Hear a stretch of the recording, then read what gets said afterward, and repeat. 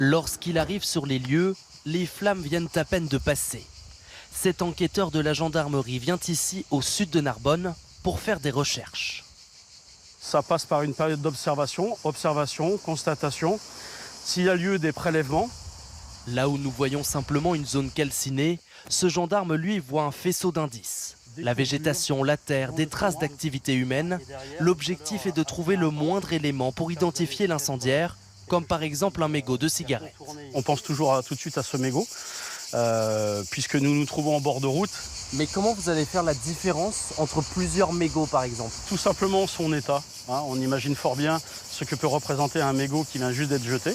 Il va être propre, il va avoir encore une forme géométrique, par opposition à quelque chose qui va être vieux, sale, peut-être même écrasé par les roues d'une voiture ou qui a séjourné assez longtemps. Des analyses ADN peuvent ensuite être demandées en laboratoire. Le jet d'un mégot de cigarette par un automobiliste est l'une des hypothèses étudiées. Selon nos informations, plusieurs personnes ont été entendues aujourd'hui par les gendarmes. Une dizaine d'enquêteurs travaillent sur cette affaire. L'incendie est parti précisément d'ici, au sud de la ville, au bord de cette route départementale, juste à côté du domaine viticole où travaille Flavie Blanc. Là, comme vous le voyez, on est au bord de la route, on est vraiment au départ du feu. C'est ici que le feu a commencé, sur un tout petit hectare de rien du tout, et qui a ensuite parti sur plus de 2000 hectares. On voit qu'un si petit peut devenir un si grand, et c'est très dramatique. Voici les photos et vidéos des employés du domaine.